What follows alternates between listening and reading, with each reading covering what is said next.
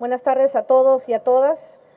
En nombre del gobierno peruano, del señor presidente de la República, Ollanta Humala, y del mío propio, como presidenta del Consejo de Ministros, agradezco a las 15 organizaciones políticas que se han dado cita aquí al recinto del Palacio de Gobierno para participar de esta segunda reunión bajo mi gestión como primera ministra del Diálogo Nacional.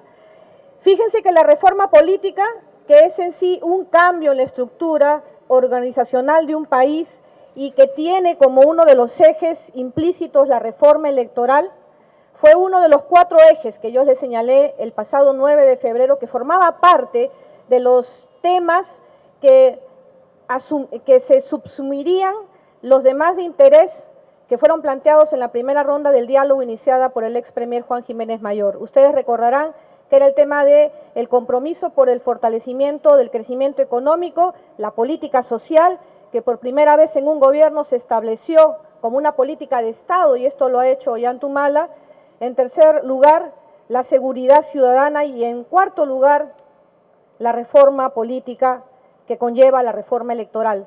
Hoy hemos tenido un diálogo empezando ya a desarrollar de forma temática estos 4 grandes ejes. La reforma política. ¿Y por qué hacerlo ahora? Porque la señora presidenta del Congreso, Ana Solórzano, ha convocado un pleno ad hoc, una agenda expresa, donde solamente se debatirá durante esas horas del pleno los temas que ya han sido ventilados en comisión ordinaria o aquellos que con vocación política, y por eso era necesaria la concurrencia de las organizaciones políticas, sobre todo de aquellas que tienen representación en el Parlamento, pudieran ver el mecanismo legislativo para poder ingresar ese tema en la agenda parlamentaria y llevarla finalmente al debate y en su caso al voto. Hoy ustedes han seguido la transmisión a través del canal del Estado y a través de los diferentes canales de televisión de alcance nacional y de alcance digital. Han podido seguirnos a través de las redes sociales y a través de las emisoras radiales, y seguramente mañana muchas de las incidencias del diálogo nacional se verán reflejados a través de la prensa escrita, como nosotros hemos tomado debida nota de las diferentes posturas. En lo que sí nos congratulamos, que existe unanimidad, porque no han habido voces en contrario, de sancionar tanto al partido político como al candidato que es sentenciado con una sentencia firme, es decir, que contra ella no proceda ningún recurso de impugnación o apelación, aquellos que han sido sancionados por delitos de corrupción en agravio del Estado. No puede ser posible que estas autoridades electas por voto popular, una vez que cumplan su inhabilitación, vuelvan nuevamente a presentarse en un escenario político porque supuestamente han cumplido el tiempo de su suspensión, su inhabilitación, y se encuentran aptos nuevamente para el ejercicio de todos sus derechos civiles. Tratándose de temas tan delicados, donde se administran pliegos presupuestales o se ejerce cargo de representación, la clase política ha cerrado filas en señalar que no se permitirán candidatos con estos antecedentes. Se ha cerrado filas, como bien lo han señalado quienes me han antecedido en el uso de la palabra, en el mismo sentido, sancionando, yendo una valla mayor al propio partido político que le presenta a la ciudadanía esos candidatos. Ese candidato que de repente al llegar a ejercer el cargo de elección popular no ha sido sentenciado por estos delitos dolosos, pero sí sufre la condena, estando ya en el ejercicio del cargo, por trata de personas, por narcotráfico, por lavado de activos, por terrorismo y otros más. Ese partido político tiene que perder, en el caso del Congreso de la República, esa curul. Esa silla vacía tendrá que ser un símbolo de vergüenza para ese partido político que llevó al Congreso de la República una persona que no era la idónea de representar al pueblo en el foro, en el primer poder del Estado, en el foro de debate por excelencia y el único ente en el Perú por el principio de legalidad capaz de legislar, de modificar o de derogar normas. Todos tenemos iniciativa legislativa, la ciudadanía lo tiene, pero merece el respaldo de los congresistas de la República para su debate y aprobación, igual que los colegios profesionales, igual que los gobiernos regionales y municipales, pero es el Congreso finalmente el que legisla y con facultades derivadas el Ejecutivo. nos hemos puesto de acuerdo para condenar severamente al transfugismo. Han habido algunas voces que señalan algunos matices para el transfugismo, pero en líneas generales todos estamos de acuerdo que aquella persona que ejerce un cargo de representación electo porque representaba un ideario político, porque representaba una plataforma electoral, se cambia a otra fuerza política por el cual no ha sido electo. Porque acá solamente existen dos opciones, ser gobierno o ser oposición. Existe obviamente la arista de la oposición constructiva, pero aquel que ha sido electo por una determinada tendencia debe permanecer en sus filas, porque de lo contrario ese tema será sancionado no solamente para presidir comisiones de trabajo, sino otro de los beneficios al que tiene derecho el congresista de la República. Estamos claros como clase política que debemos darle toda la información, todo el acceso al conocimiento de la ciudadanía al momento de analizar el perfil de cada candidato, es decir, que en las declaraciones juradas exista la obligatoriedad del candidato de consignar sus antecedentes policiales, sus antecedentes judiciales, aun cuando los procesos todavía estén en marcha. Y ya no nos referimos solamente a los procesos penales. Esta obligatoriedad debe alcanzar también a los procesos judiciales, porque entiéndase, ¿con qué autoridad moral un candidato podrá pedir el voto de la ciudadanía si tiene procesos de pensión alimenticia, de reconocimiento de filiación, de paternidad, si tiene denuncias por violencia familiar? De manera que esta declaración jurada, bajo sanción de ser eliminado como candidato en la etapa de elecciones, y si ya estuviese en el ejercicio de su cargo, el hecho de perder la curul en el Congreso y en el caso de las demás autoridades subnacionales perder el cargo que ejercen, era necesario adoptarse a través del diálogo nacional. Estamos ciertos en el tema del financiamiento público a los partidos políticos. Ha tenido algunos matices el debate. Seguramente eso será materia de reglamentación, pero lo que sí es necesario es que se sepa con cuánto dinero se respalda un partido político para empezar la democracia desde las bases, para que haya una capacitación a los militantes que integran una organización política, para que realmente cobre vida la institucionalidad que son los partidos políticos. Nos hemos puesto de acuerdo en la segunda votación, porque ya estamos en la estación de segunda votación, donde ya no cabe modificación alguna a la propuesta legislativa, que es la no reelección de las autoridades regionales y municipales. Ahí hemos encontrado una opinión en contraria por parte de Alianza por el Progreso y Solidaridad Nacional. Los fundamentos de estas organizaciones políticas son entendibles, pero mayoritariamente acá hemos estado reunidos en representación de votos en el Parlamento, 102 votos. Aún tenemos la fuerza necesaria para proceder a una segunda votación en el Congreso de la República y estimamos que esta se dé en los próximos días.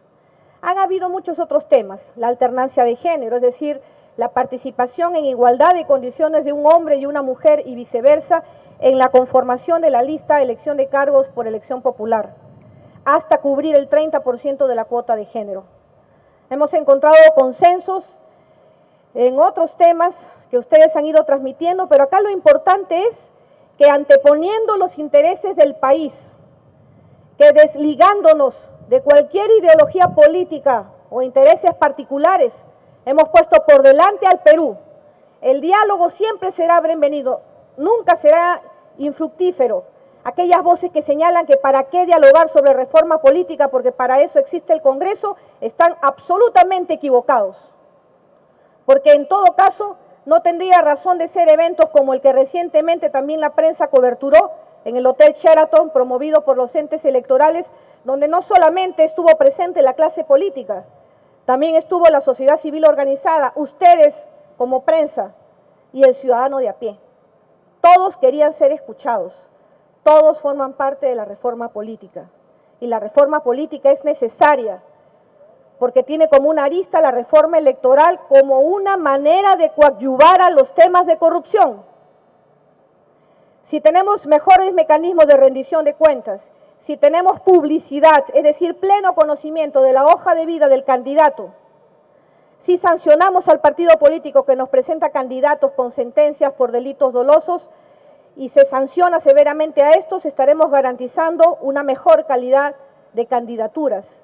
Estaremos propiciando estas mafias que en algunas regiones, no en todas, porque hay autoridades políticas probas y honestas, se enquistó la corrupción desde los gobiernos municipales, sobre todo aquellos que tienen ingresos extraordinarios por canon. Si hacemos esta reforma electoral, si nos ponemos de acuerdo, la clase política, dejando de lado cualquier interés, podemos avanzar en el Perú. No vamos a lograrlo todo, pero estaremos dando grandes avances, primero en un intercambio de ideas, porque el diálogo supone eso, tener posturas distintas, opiniones diversas, y ponernos de acuerdo ya es un gran avance en una democracia. Segundo, que esos dirigentes tengan una comunión, es decir, una integración, una adhesión, una íntima relación con su bancada, que lo que los líderes políticos nos dicen acá se vea reflejado el día de mañana en votos a través del Parlamento de la República. Gracias mil a todos los que han coberturado este acto, gracias mil a todas las organizaciones políticas presentes. Nos quedan otros ejes de desarrollo que debatir. Está el tema de seguridad ciudadana y está el tema de la política social, que seguro en breve lo estaremos abordando, además de otros temas que seguramente traerán a colación las fuerzas vivas.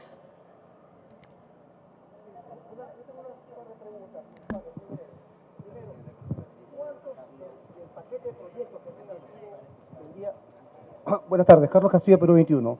Quisiera preguntarle primero, ¿cuántos proyectos del paquete que se está debatiendo espera usted, como presidente del Consejo de Ministros, que se apruebe el día jueves, ¿no? Y un tema bastante puntual, en el tema del voto preferencial hay muchas discrepancias en los propios partidos. Usted hoy ya se ha reunido con los dirigentes de los partidos, pero son aquellos militantes, algunos congresistas de base, lo que están expresando las discrepancias. Entonces, ¿cómo poder conciliar estas posiciones en el debate finalmente, ¿no?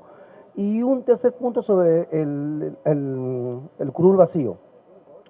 Gana Perú tiene un caso bastante puntual de un parlamentario que había sido condenado con condena consentida por un delito derivado del contrabando.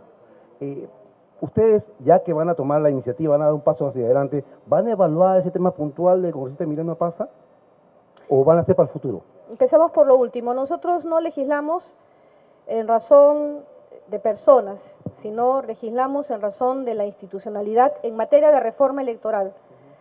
Esta ley, de aprobarse, tiene que regir para todas las organizaciones políticas que tengan representación en el Congreso.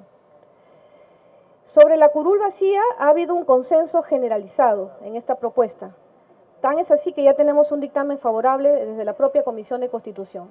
Y respondiendo a la primera de sus inquietudes, de los 7 proyectos que trajimos nosotros como gobierno a este debate, calculamos que 4 de ellos, 4 iniciativas legislativas deben recibir la aprobación del Congreso de la República. Ojo, hay un pleno temático esta semana, pero eso no es óbice para que aquello que queda en el tintero no siga siendo debatido y aprobado en esta legislatura que concluye todavía en el mes de junio. La legislatura se reinicializa ahora en marzo y concluye en el mes de junio.